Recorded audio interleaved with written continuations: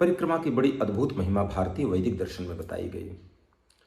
लेकिन मूल रूप से हमारे यहाँ पंचदेवों की उपासना का फल बताया गया, पंचदेवों की उपासना की बात कही गई। वह पंचदेव कौन कौन से हैं? दुर्गा, सूर्य, गणेश, नारायण और भगवान शिव। इन्हीं पंचदेवों की उपासना की बात हमारे वैदिक सनातन धर्म में कही गई और इन्हीं पंचदेवों की उपासना पूजन अर्चन के बाद वैदिक आचार्यों ने परिक्रमा की अनुमति दी और परिक्रमा की आज्ञा कही गई। परिक्रमा एक अक्षय फल देने वाला है, लेकिन पूजन आदि के बाद जब हम परिक्रमा करें तो हमें शास्त्र की आज्ञा और शास्त्र के विधान के अनुकूल ही परिक्रमा करें, तभी वास्तविक रूप से हमें फल की प्राप्ति होगी।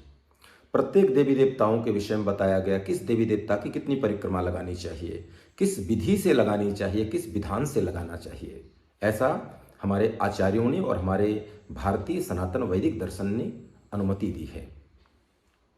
भगवती दुर्गा की जब उपासना करें तो केवल भगवती दुर्गा की एक परिक्रमा लगानी चाहिए। एक ही परिक्रमा भगवती दुर्गा की बताई गई। भगवान सूर्य की उपासना करें तो 7 परिक्रमा का विधान बताया गया।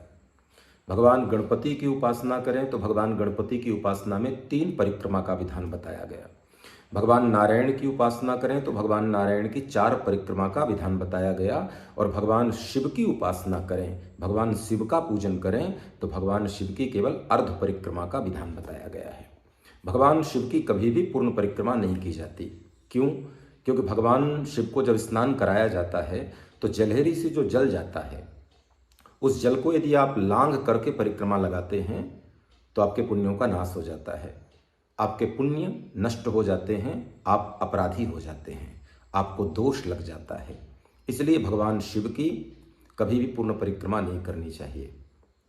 जब भी किसी देवी देवता की प्रदक्षिणा करें, परिक्रमा करें, तो आपका दाहिना अंग देवताओं के दाहिने हाथ की ओर होना चाहिए।